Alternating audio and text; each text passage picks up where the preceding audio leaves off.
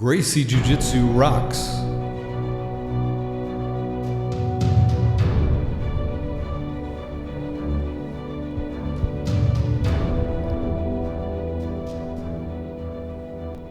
Welcome to the Gracie Jiu Jitsu Rocks podcast, a podcast dedicated to Gracie Jiu Jitsu and all things Gracie, including self-defense, competition, anti-bullying, women's self-defense and empowerment, nutrition, and most especially, the people involved in Gracie Jiu Jitsu. This podcast is for the average Joe. It's for anyone who practices, trains, teaches, or just loves to talk about or hear about Gracie Jiu Jitsu. We'll explore the lives of Gracie Jiu Jitsu practitioners, how they got involved in the art, and what effect it's had on their lives. So buckle up and enjoy the ride.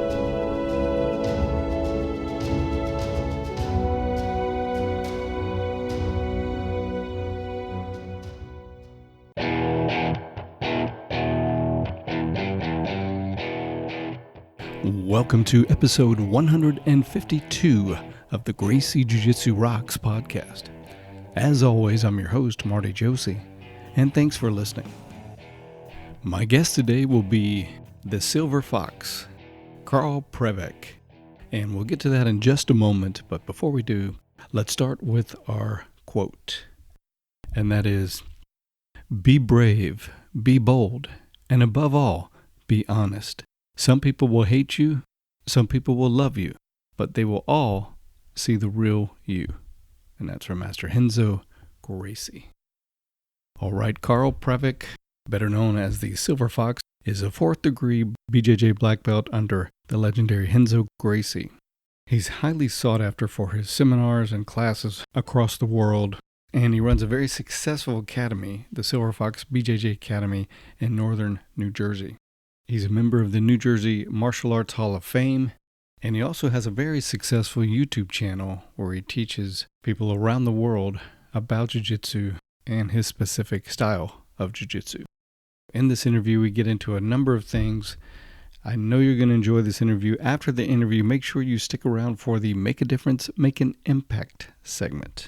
And now, without further ado, let's talk to the Silver Fox.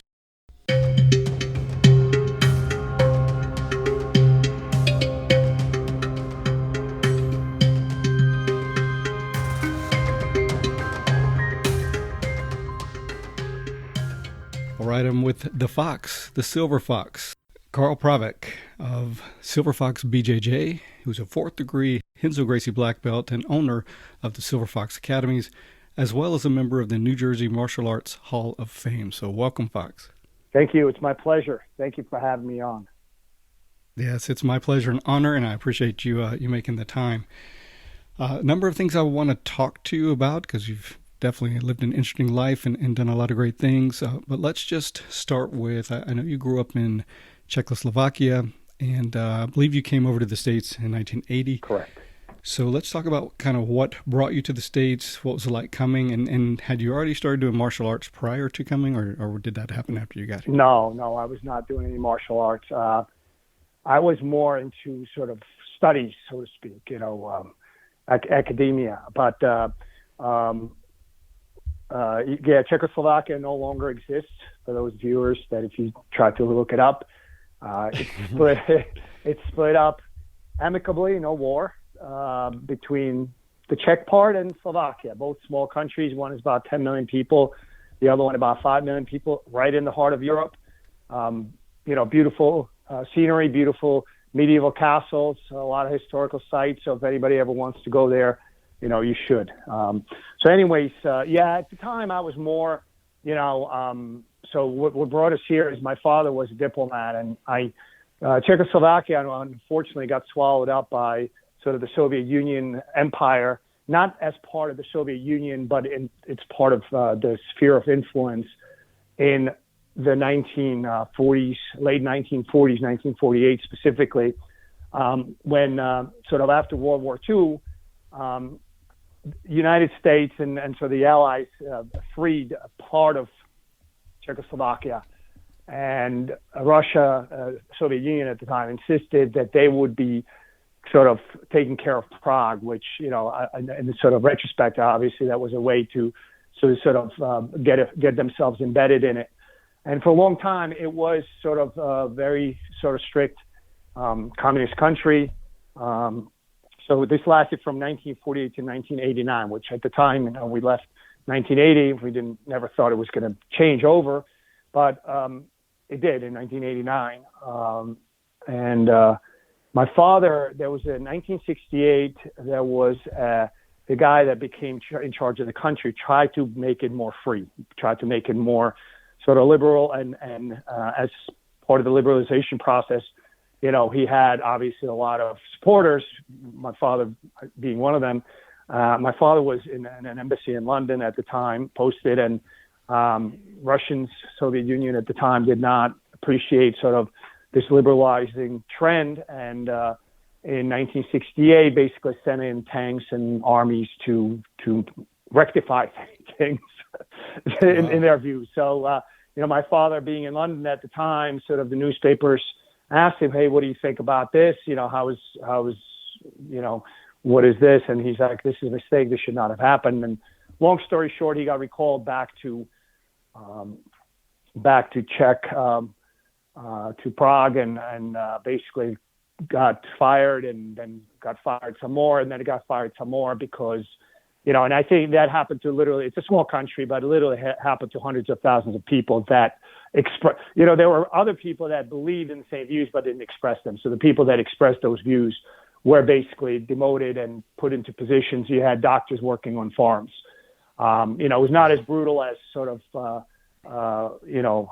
Mao or the Gulag in Siberia, but nevertheless. So that's sort of, for in the 70s when I was just sort of, we were not allowed to travel outside the country. And then eventually my father figured out a way to sort of get out, and we wound up leaving in 1980.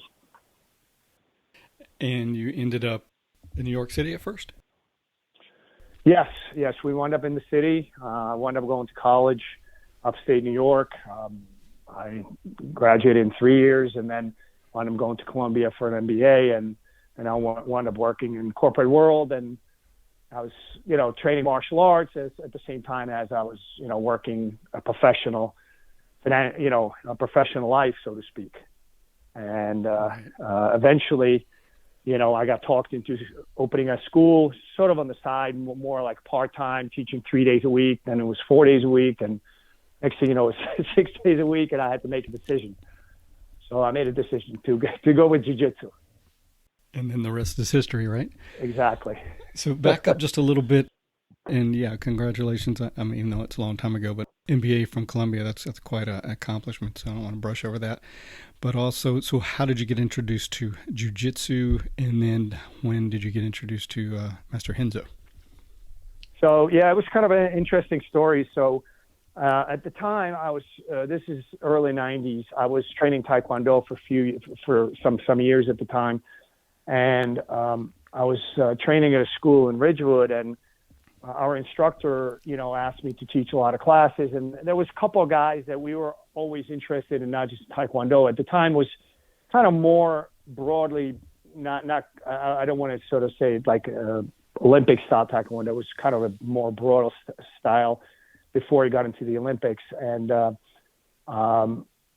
there was maybe 5 or 6 of us that were black belts that were interested in other martial arts. Like we went to a lot of seminars by Bill Superfoot Wallace and Joe Louis and, Muay Thai, Chari Sirit. There was a lot of people. And, every once in a while we go for a weekend away and, pick up some other martial art and try to incorporate into our training. And at one point, one of my regular training partners, Craig Panzano, he said, "Hey, Karel, did you ever see this tape?" So he gave me a VHS tape of Gracie's in action. So I was looking at it. I was like, "Oh, this is interesting." 3 months later, he said, "Listen, they're doing a seminar. It's like a weekend-long seminar in New Jersey, in Parsippany, New Jersey, of all places, which is not that far from my house." So we wound up going. At the time, it was everybody. There was probably 15 adults Hickson was there, Hoyler was there, Horian, Helio was there, bunch of younger members of the family, and a lot of guys that just kind of start to learn about it. This is the pre-UFC actually, and pre-first UFC. So we went, and basically it was on carpet, and and at the end, you kind of you roll with a few guys. I believe I roll with Hoist. And at the time, it's just like, it was unbelievable. You felt like a baby. And, I said, you know what? I need to learn this. I need to at least understand what's going on. So that was sort of my first introduction to it. And this is, I believe, 1991, I believe. Wow. For your first introduction, your first seminar, man, you kind of hit the mother lode, didn't you? Yeah. But at the time, nobody knew it. Right. Right. Almost everybody, long story short, basically it was not available on the East Coast.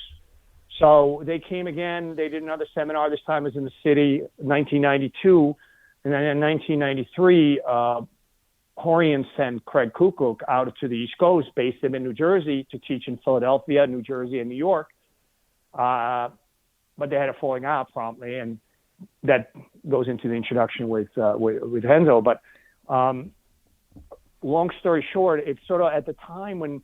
So I think it started to become available on the East Coast around 1993, early 1993. And at the time, anybody that was training Brazilian Jiu-Jitsu was a martial artist and sort of pretty long-standing in other aspects of martial arts, be it karate, be it taekwondo, hapkido, whatever, because at the time nobody knew. And once Craig had a falling out with Horian, he wound up teaming up with Renzo to make VHS tapes. This probably happened maybe 94, 95, I want to say.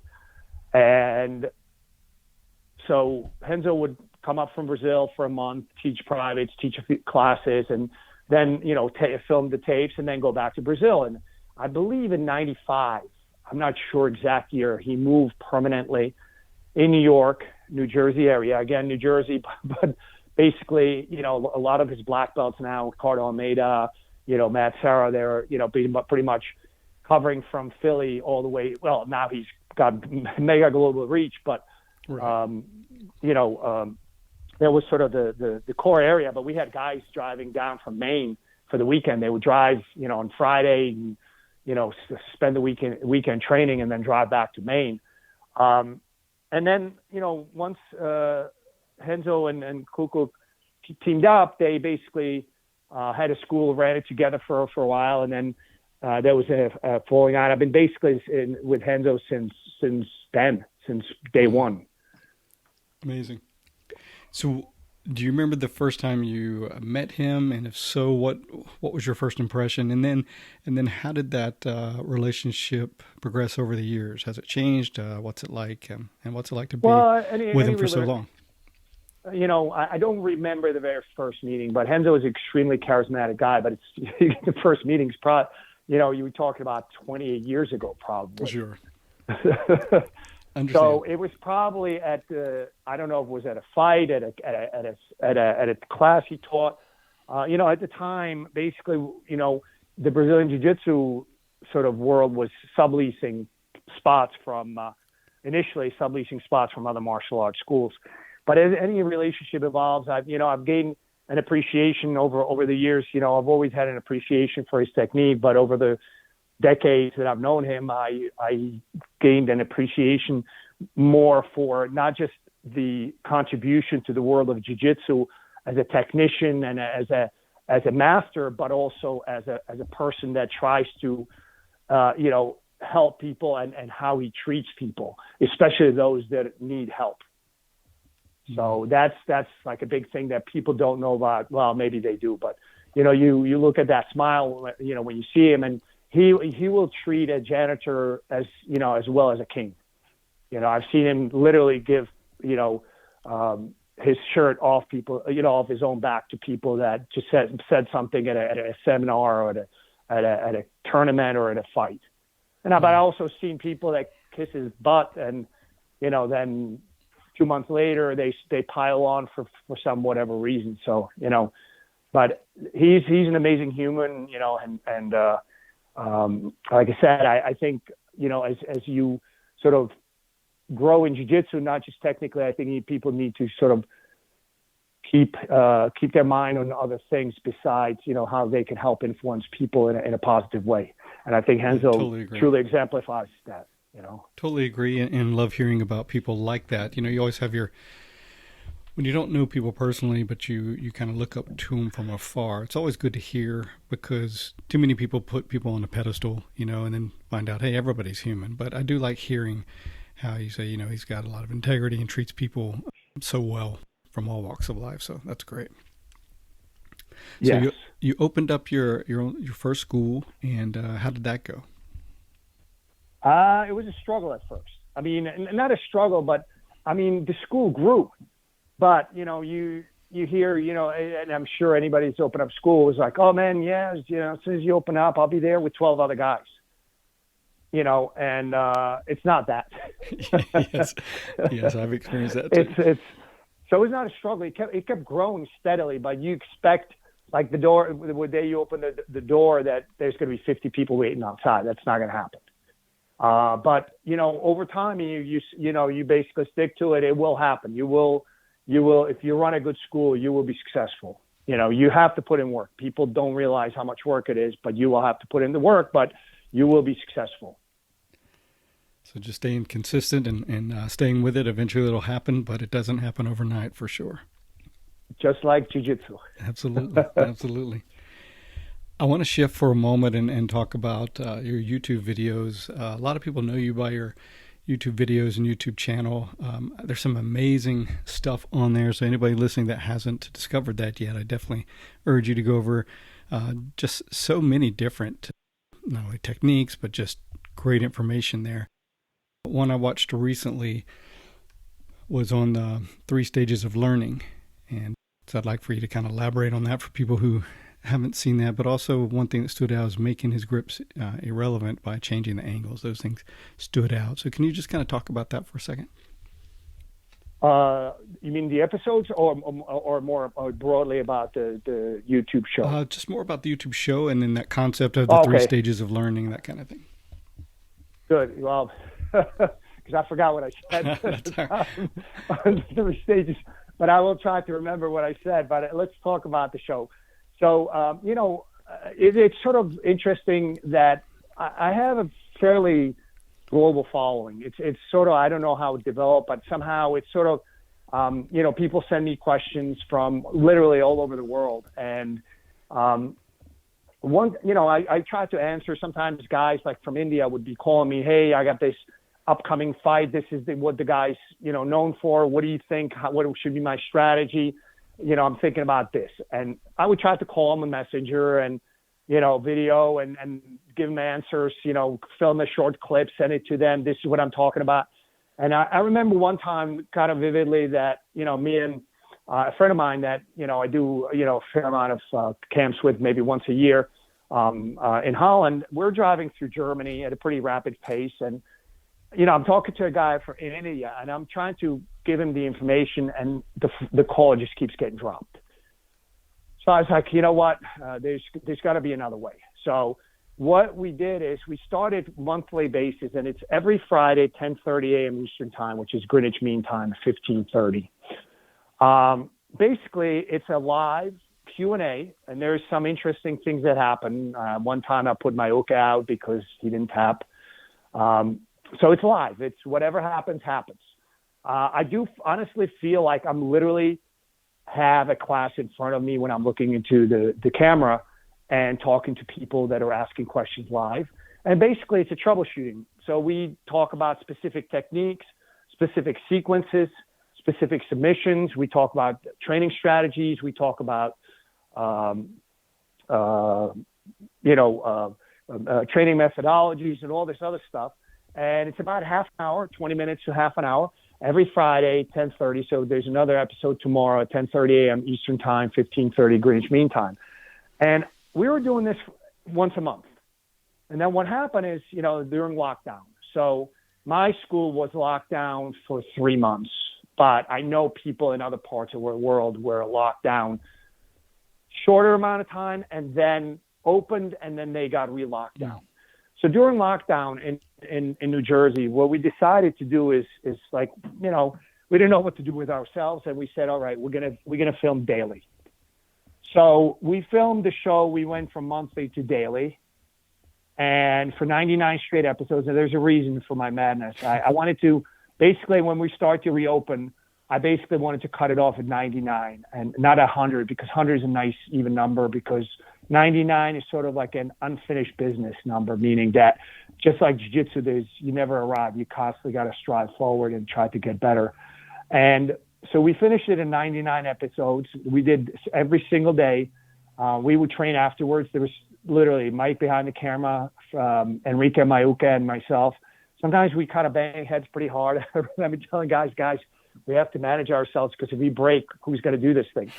And I think and then, you know, post lockdown, we went briefly to monthly, but now, you know, we sort of missed the daily interaction with literally the whole world. We had viewership in every single continent. There were people tuning in from Australia, from India, from Japan, from Malaysia, from Israel, from Morocco, from Algeria, from Italy, from Sweden, from Germany, from England, from U.S. Obviously, we had guys from Brazil, from Costa Rica. So we literally had the whole world tuning in, and we actually had even people that never did jiu-jitsu. They enjoyed it.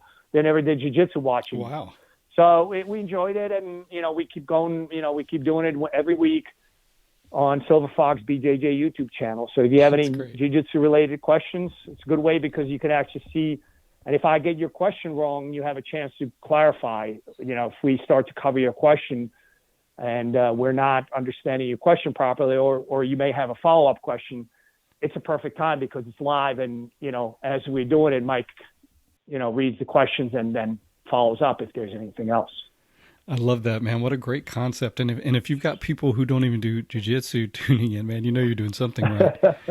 I haven't seen the live show yet. I have, but I will definitely tune in, because I love the concept of, you know, kind of troubleshooting and taking live questions and just working with those. I think that's really great. I have seen a number of the other YouTube videos that are on YouTube, you know, of yours. Yeah, they get ultimately put on YouTube. We're trying to classify them and organize them. Mm-hmm. There's probably 230, maybe more, 250 videos. But, you know, if you tune in live, you have a chance to actually get your question answered and then follow up. Yeah, I like that. Just, you know, make sure you say hello, because a lot of times, you know, we wound up with YouTube because the sound quality and the picture quality was the best. We initially, during the lockdown, we did it on Instagram, Facebook, and YouTube simultaneously. But we only wound up with YouTube because of the video quality. But you know, people have different usernames, so it's not, you know, when sometimes people ask, we don't know who it is. So if you ever do tune in live, say hello. Definitely. Great point. You've also been featured on the TriStar Gym channel a number of times with Firas Zahabi. We have a lot of fun with that. Yeah, I'd love to hear how that got started too, your relationship. But I wanted to note a couple of ones I recently watched is your arm triangle, especially going for that from being on the back. I loved that, because I always look for that as well. So it, you know, just kind of resonated. Probably because I'm not that great about maintaining the back, so it's easier to look for something else. But also the omoplata as a sweep, and not underestimating just its value as a sweep, but also you showed how to change the angle to really get the finish, which I thought was really, really useful. Nice. I appreciate it. Yeah.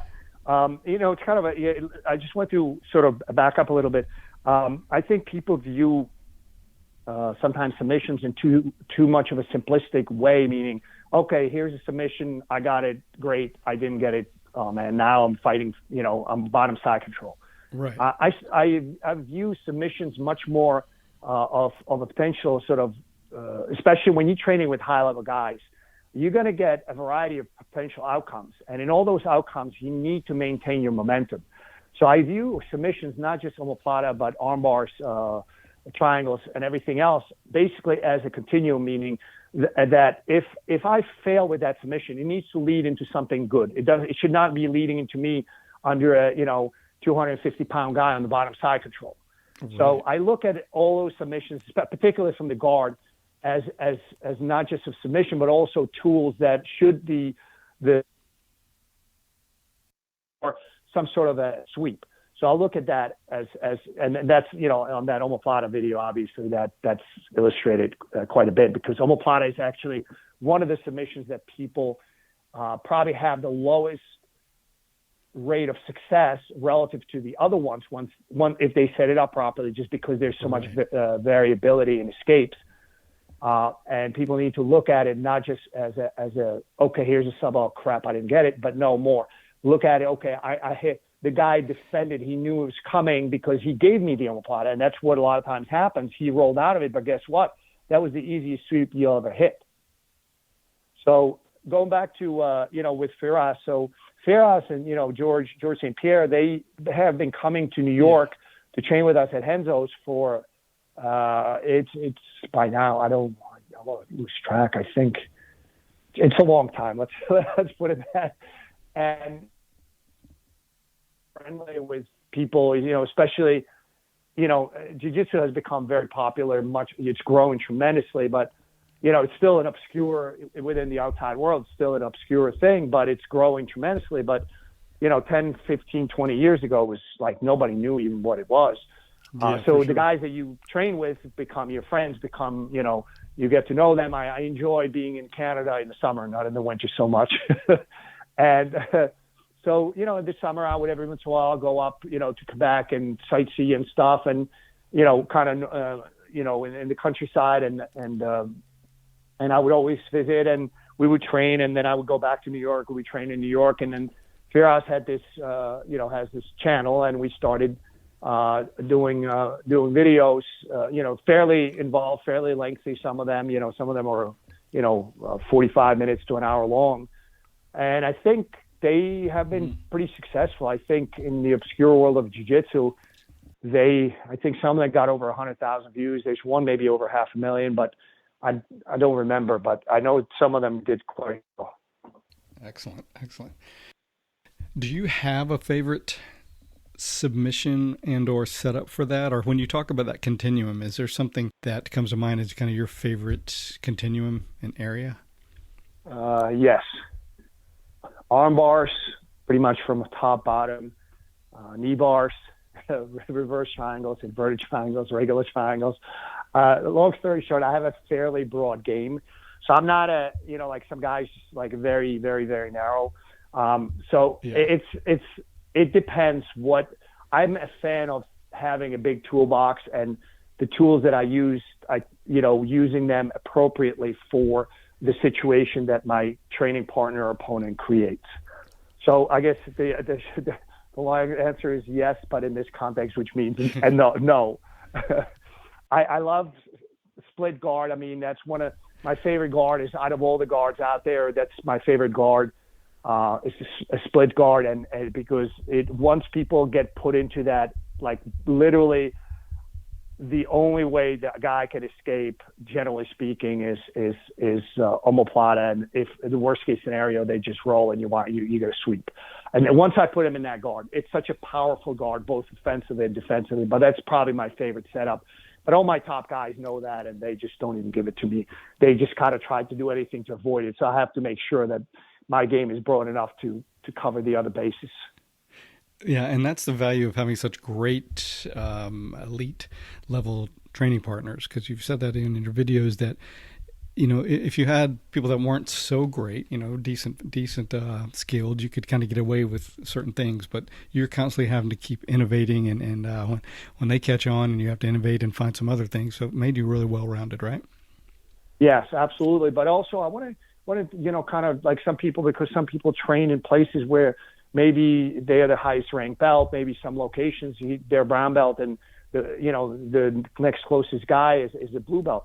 The reality is you can continue to improve yourself at a very good rate. Also, especially if you try to, incorporate things that are ancillary to your current game. That's aspect number one. But aspect number two is also, even if your regular training partners are blue belts, which is not super experienced people, as you train with them for a long time, they will develop defenses against your attacks, even though. So their defense against that particular attack may not be a blue belt level. It may be a brown belt level. It may be a black belt level. Right. So I think, people sometimes also underestimate that even with guys that you don't have necessarily the highest level training partners, you could still improve. I think what's more important is the quality of training partners, not necessarily just skill-wise, but also more their attitude. Are we all trying to just get better at jiu-jitsu? I think that's very, very important. That's a great point, and I love that. I really love that, because there are a number of people that don't have higher level people, but great people, and like you said, the attitude's great. They want to learn, keep developing and growing, and are willing to do what it takes for their development, but also yours. And you can certainly still progress if you're the best one in the environment. So absolutely, appreciate that. Absolutely. All right, let's change it up just a little bit. You have been around for a little while, and you've seen jiu-jitsu, I'm sure, go through changes and evolve. So if you had to compare kind of the old school or where jiu-jitsu was years ago and the modern game, what are your thoughts around that? Yeah, that's an excellent question. Jiu-jitsu has evolved tremendously, especially, I would say, in the last 10 to 15 years, primarily because, like, literally, somebody does something interesting, everybody knows it. The question is, can you divine it out of that video, what happened? Which, for me, it's some people, it's easy. For me, it's difficult. I sometimes, when I see something interesting, I have to watch it 30 times to understand actually what's going on. So it's not that I'm some sort of a, talented person that, and I incorporate. No, it takes me a while. But long story short is, when somebody does something interesting, be it at a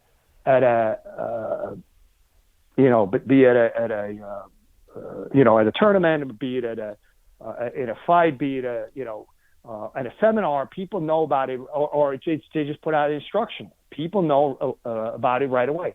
The second aspect is, so one is awareness. Second aspect is, do you have the wherewithal and the desire to actually spend the time and effort to make it part of your game? And this is where a lot of people kind of fail, where they look at too many things. I think one of the most important aspects is to look at things that are ancillary, meaning that are most relevant to your game where it is today. I'm not saying add some, advanced stuff to your game, but it needs to be ancillary. Otherwise, it risks that it's not necessarily going to make it into your game. So that's the two big aspects of what's happening. But I think people also need to understand, even old school, I think it's viewed as a more simple, kind of brutish game. And I don't think that's the case. I think people really need to look at, like, if you, for example, Renzo Gracie, the guy is absolutely amazing. Gi, no gi, MMA. But most of his wins, and I've seen him in tournaments, where somebody scores first and he will submit them. He will submit people that know exactly what he's going to submit them. A lot of times it's fundamental techniques, but they've been developed to an extremely just about perfect level. And I think a lot of times when people look at old school, they think it's sort of like the caveman style. It's not necessarily. For some guys, yes. There are some guys, and they use the excuse, I'm old school. No, it's just you have lack of technique and you label it as old school. That's not the case. You've always had guys within the old school sort of time frame that were more technical than others. And I think you also have this sort of attitude among some of the newer practitioners that have gotten into the Brazilian Jiu-Jitsu, and I don't like to call it sport. I think it's a martial art because yes, it has a sport aspect to it, but that they kind of almost ignore what's happened in the evolution. This is not evolved in the last 5 years. Somebody didn't invent Brazilian Jiu-Jitsu 7 years ago. There's other people that have helped pave the way. There were things that were being done 30 years ago, and they're probably done maybe not on the same exact technical aspect level, maybe 80 years ago, maybe 150 years ago, which we don't know because there's no documentation. but they have this sort of like, almost like, oh, these guys are doing well in tournament right now, so this is what I got to learn because this is the new jiu-jitsu. It's an evolution. Yes, there are some people that have tremendously advanced the technical aspects of jiu-jitsu, but also understand that there's been a long time of research and development, so to speak. There's also been a lot of things. Also, they go away because people learn how to counter it, and then they come back in a slightly more technical way. It's sort of, to me, the way I look at it is like a car. You know, sometimes people say, you know, I'm old school, and basically their game is Model T. Well, that's fine. Some people like Model Ts, but most people want to drive a modern car. That's one aspect. The other aspect is where people think that, you know, basically the old, you know, the real old school jiu-jitsu, which actually had things. And I saw something on one of the social medias, like body lock pass. It was used 20 years ago. It's not a new invention. It's just, you know, it's all the rage effectively right now that everybody's, you know, it works very effectively. Yes. You know, and I think it's important for us to, as practitioners and teachers, to sort of keep that historical perspective in mind. Both sort of like, and it's not like, you know, old school, and I use that in quotes, is the best. And there's been no, that's not the case. Yes, there were very technical guys that basically paved the way. But there's some guys that use it as an excuse for lack of technique or lack of progression because they really don't want to spend the time anymore.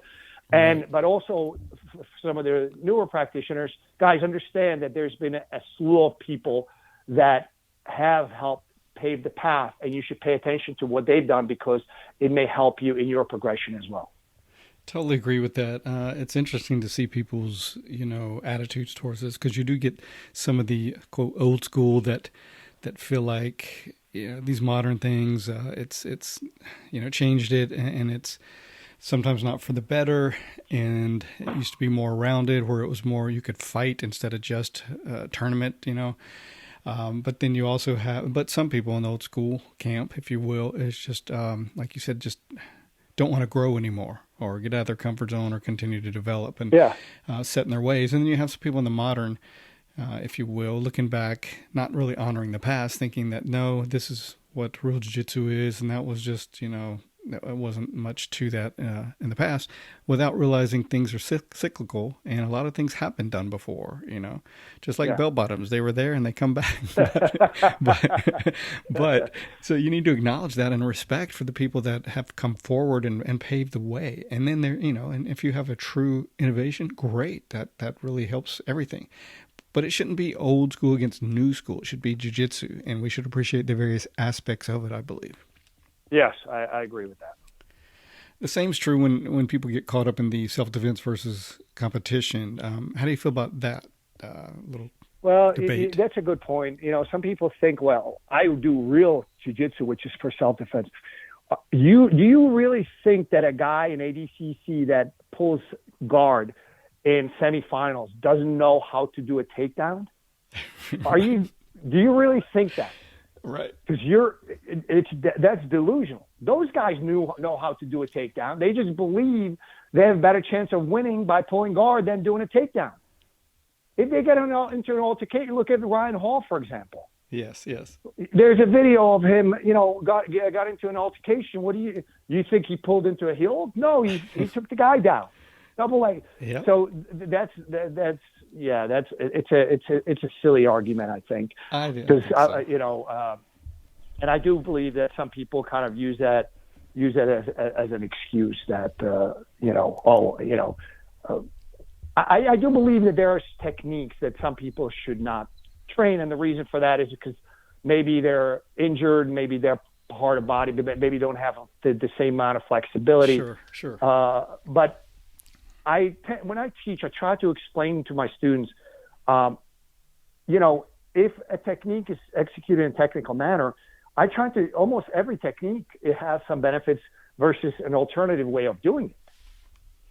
So it's not necessarily like, okay, well, guillotine being one of them. For example, I think, you know, people have used it as a way to kind of try to rip the guy's head off, whereas I believe it should be used much more constriction, which tremendously changes the way your body is going to be positioned relative to your opponent. But I think, and I lost my train of thought. This is that's all right. It'll come back. Par for course on that one. Let me just make a comment while you're regaining that. So I think there is a lot of value to being well-rounded and training with someone punching at you and things like that, because then you learn about the distance you'll need in that thing. But I also think, like you said, you could be a competitor and have a strategy for the competition. Doesn't mean you're locked into that and never. It's really more important on how you learn to control bodies, and you can do that through certainly any type of jiu-jitsu, even wrestling. I got into encounters when I was in high school and only had wrestling, no punching, no submissions, just being able to take them down and control them. And that's pretty much what you need. So, there you go. Well, yeah, you helped me regain my train of thought. So long story short, I do believe that Brazilian Jiu-Jitsu is a martial art, and I believe that it was created primarily for self-defense.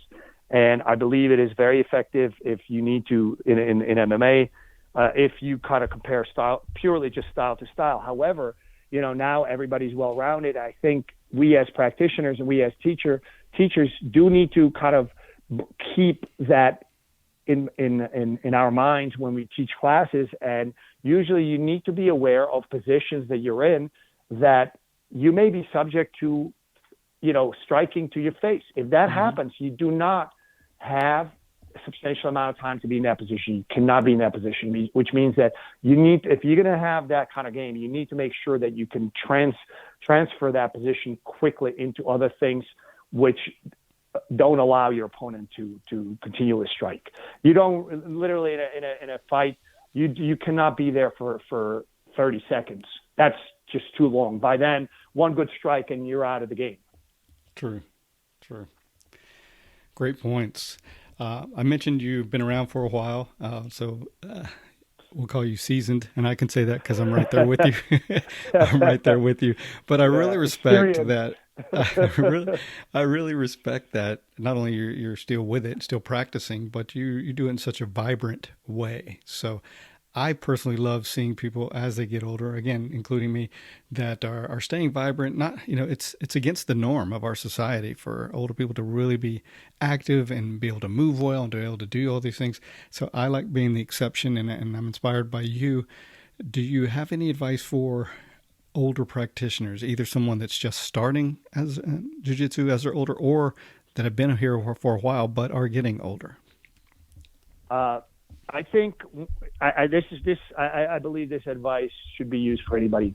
Number one, make sure you're in a good school. Make sure you're in a school where you're part of the team and you're taken care of, meaning that your training partners, especially if you're newer and you don't have the flexibility to execute certain moves, you may be herky-jerky. Your training partners, your instructor needs to see that and also understand for what it is and help you get more smooth, help you get more technical, rather than, this guy just, he's moving too rough. Let me. But you cannot also, on the converse side, you cannot take advantage of that, where you start to feel, and I've seen that happen too, where, people are treated, well, and they start to feel like, oh man, you need to reciprocate. So sort of good training partners, being part of a good school, and reciprocity are very, very, very important aspects of this. I would add one more thing. It's hard to do anything long term if it sucks. Mm-hmm. So try to enjoy the little victories. Try to enjoy the process. Try to enjoy. You go in. Your job is not to not get tapped. Your job is to learn one or two things when you go to class. Yes. When you walk out of there, you got a little bit better. Maybe you didn't feel like it, but maybe you did get a little bit better.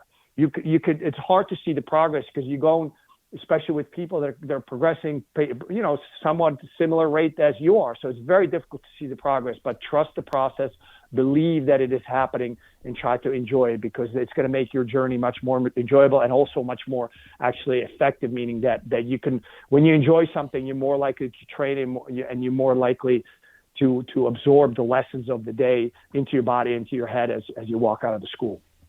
Man, that's gold there, because just that nugget there alone, that hey, you find that something you enjoy, you'll stick with it. There's so many people that start this or that or whatever it may be because they feel like they should or it'd be good for them, but they don't last because that only carries you so far if you're not into it, hopefully passionate about it, but at least enjoy it very much. So I totally agree with that. Yes. So is there something that comes to mind if I ask you to tell me something that people may be surprised to learn about you? What comes to mind? People are surprised. To be honest with you, I don't think people are very surprised. Okay. Interestingly enough, it's kind of a phenomenon. So if you look at social media, there's a lot of people that have a huge presence in social media. And funny thing is, because I've known a lot of people for a long time, their real personalities are completely different from what is on social media. Whether it's YouTube, whether it's Facebook, I believe that I'm pretty much the same guy, whether it's social media or real life. So generally speaking, I don't think people are surprised, because usually I'm the same person, whether you're looking at me electronically or actually physically in person. So I'm not sure if I answered your question. Oh, that's quite all right. You're an open book, it sounds like. All right. So I believe that we have to get out of our comfort zone to grow. So when was the last time you were out of your comfort zone, Fox? In jiu-jitsu? In jiu-jitsu, life, whatever comes to mind. Yeah, I try to, with jiu-jitsu, it's the more seasoned you become, the more experienced you become, the harder it is to go outside your comfort zone. So, it's because you basically have seen, have trained, have done that move, have been in that particular sequence, even with all the variations so many times, that I actually try to really, when I'm training, I'm trying to pay attention to what happened, how did things go. Sometimes I slow down my attack just to see where things are going to go, and I try to be aware of what I'm doing to make sure that I can kind of incorporate that into my development, so to speak. I think for a lot of people, going out of their comfort zone is competing. That's definitely out of my comfort zone. I did that. I didn't do it a lot, but I did it probably twice a year for a few years. But my mistake was I started at black belt. So I did win some tournaments, but I basically competed against guys that were black belts that competed all the way through, from white to black. And I basically just started at black belt and I was in my mid-40s. But I don't do that anymore, because I found out that, I see that for me as a teacher, I only have a bandwidth for so many things. So the things that are most important to me in my development is to develop as a student, which is, you cannot be a good teacher without being a good student. So technically my game is way better than it was 10 years ago, but I just don't need to, I tested on my guys, that do compete or fight. When you go into a tournament, it just, there's so much mental aspects to it beforehand and afterwards when you're evaluating performance that you basically kind of push all the other things aside. So I found that for me I try to develop as a student, so continually try to develop myself technically, develop myself as a teacher, try to be a better teacher, try to make sure that not just that I know new things or develop new things, but also I can explain them better so people can get them faster. And then the third thing is to run the school and run the business, and that's it. Competition is just another big aspect that I had to put on the back burner. Now, I don't miss it because I hated it. Right. But it is going out of. The only reason I did it is because I was afraid of it, and that's why I did it. But like I said, I was not a natural competitor, and I never competed enough to make it like make a big endeavor on my part. Sure. And at the time I was, like I said, I was still, part-time competitor, but if you're going to do that, you need time to, if you're going to do that effectively. Yeah, true. I did win some good tournaments, but like I said, the best one for me was Nogi Pan Ams. I took third place at black belt in adult division, but adult black belts. But like I said, I would compete twice a year. And guys that I would compete against would be competing since they were white belts and 12, 15 times a year. Wow. Competing. So how do you ensure that you continue growing when you're off the mat? Well, I think about the techniques. I think about, what I'm doing. I try to watch some of the, better competitions to see if, anything that I'm missing, or maybe I didn't know, maybe somebody else is doing slightly better. But, I literally, for me, the biggest single point of me is, to grow on the mat, because I think once I grow on the mat, I try to, then I have just basically awareness and thinking about it. How can I translate that into, benefit for other people? Gotcha. Great. All right. Last question, Fox, is, and this doesn't necessarily mean jiu-jitsu, just in life. What does success mean to you? Success means to me that you generally feel like you've chosen the right path, the right profession, and that you're successful at it. But for me, success is not about maximizing income. Success for me is seeing that the way I believe things should be done are having results. Love that. Love that. Well, you certainly are a success, and it's evident by the amount of lives you've been impacting, both on and off the mat. So kudos to you, man. Much respect, and I thank you very much for your time today. You also, I will note that have done Fluid BJJ book and Jiu-Jitsu video series and Roll with the Fox video series. I'll put links to that stuff. Anybody want to do it? BJJ Fanatics is probably more. So yeah, the Jiu-Jitsu series I did maybe 7 years ago. So I've done in the last 2 years, I've done 4 BJJ Fanatics instructionals that probably more evolved, number one, and also longer, meaning that they're probably 3 to 4 hours each, generally speaking, versus 1 or 2 before. Nice. But yeah, so a couple of the BJJ Fanatics, I want to give a shout out to my teachers and my students, and anybody that trains jiu-jitsu. I hope to meet you guys in person one day, and I look forward to it. Excellent. Well, man, I appreciate you giving up your time and letting us know a little more about you and your life, and props to the impact you're doing and having throughout the world. So thank you so much. Much respect, and wish you a long, healthy, happy life, my friend. Thank you. I really appreciate being on your podcast. Thank you so much. All right. Thank you, sir. All right. Up next is the Make a Difference, Make an Impact segment.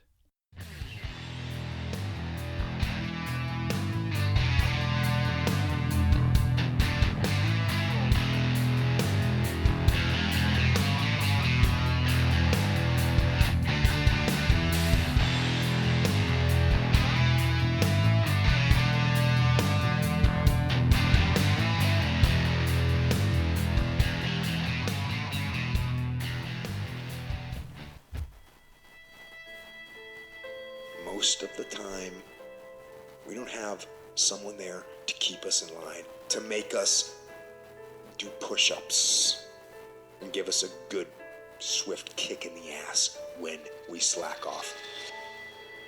What we have to do is we have to be our own sergeant, to hold the highest standards and allow no slack.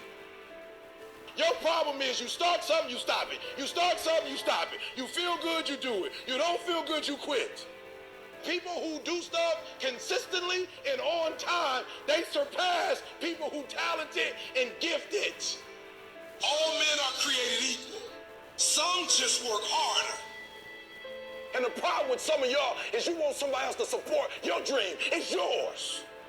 I don't owe you a dime. It's your dream. If you want it to happen, get your butt up and make it happen. If you want it to happen, rise and grind. If you want it to happen, you're going to have to do what I do, and that's get up at 3 o'clock in the morning. And you're going to have to act like you got all the energy in the world. Why? Because this is my time. This is my moment. Tomorrow. Ain't no such thing as tomorrow. We only got today. Every decision you make, the decisions you make on Monday, the decisions you make on Tuesday, the decisions you make on Wednesday, if you decide to hit the snooze button, what you're doing is you 10 minutes away from your goal now. You just went backwards. So whatever your goals are, whatever your dreams are, whatever your destiny is, your decisions have to be in alignment with them. Now, if you want to be broke for the rest of your life, keep doing what you're doing. But if you want something different in life, you got to do something different. You gotta go all in. And mental toughness says, not only do I climb that doggone mountain, I enjoy climbing the mountain. I get a kick out the mountain. I get a kick out the weights. I get a kick out of going up against the #1 team. I get a kick out of fatigue. I get a kick out of the grind. I get a kick out of it. When you want to become a diamond, your whole attitude change, your whole mindset, your thinking, your relationship, the decisions that you make, how you spend your time, your energy, all of it changes. See, this is something that you can't be in this business. This business has to be in you. You take advantage of this opportunity. You let everything else go. You eat different. You study different. You practice different. It's one thing to talk about your destiny. It's one thing to dream about your destiny. But it's another thing to wake up when you know you're supposed to wake up, to say no to that party, saying no to quitting when you still got 100 more shots to make, saying no when your boss said stop, but you put in 50 more push-ups. You can't just talk about it. You gotta be about it. Yup, it's tough. It's hard. I'm not telling you it's going to be easy to sacrifice. I'm not telling you it's going to be easy to grind. I'm not telling you it's going to be easy. But I can tell you this. It will be worth the sacrifice if you can grind your way through it.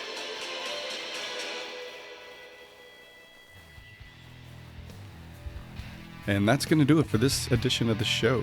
As always, I thank you for listening. Hope you're enjoying the show. If you feel like you're benefiting from the show and want to show your support, you can support us on our Patreon page, a link in the show notes. Please like and follow us on social media and help us spread the word by reposting our posts and telling others about the show. You can leave comments on the website at www.GracieJujitsuRocks.com. You can also go to iTunes and leave comments as well as rate the show, and we would appreciate a 5-star rating, which helps us with our standing in iTunes. You can also leave comments on our YouTube channel.